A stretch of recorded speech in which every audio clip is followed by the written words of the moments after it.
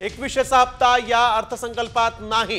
2,53,00,000 लाडक्या बहिणींनी लाभ घेतला आहे। लाडकी बहीण योजनेसाठी 36 कोटींची तरतूद करण्यात आली। लाडकींना आता 2100 रुपयांचा हप्ता या अर्थसंकल्पामध्ये नाही, म्हणजे पुढचं वर्षभर तरी 2100 रुपयांचा हप्ता मिळणार नसून 1500 रुपयेच लाडक्या बहिणींना मिळणार आहेत।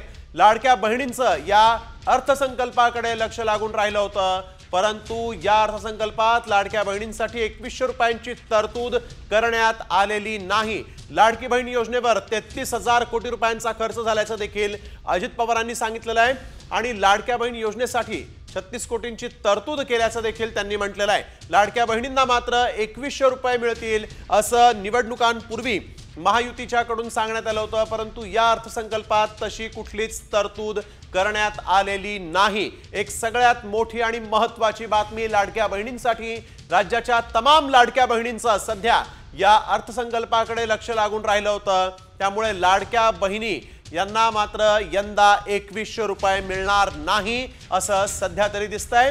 1500 रुपये इतकाच लाडक्या बहिणींसाठी म्हणून जो हप्ता आहे तोच आता पुढे सुरू राहणार आहे। या अर्थसंकल्पात 2100 रुपयांची तरतूद करण्यात आलेली नाही। लाडकी बहीण योजनेवर 33,000 कोटी रुपये खर्च झाला, तर आपण बघतोय लाडक्या बहिणींना यंदा 2100चा हप्ता नाहीच।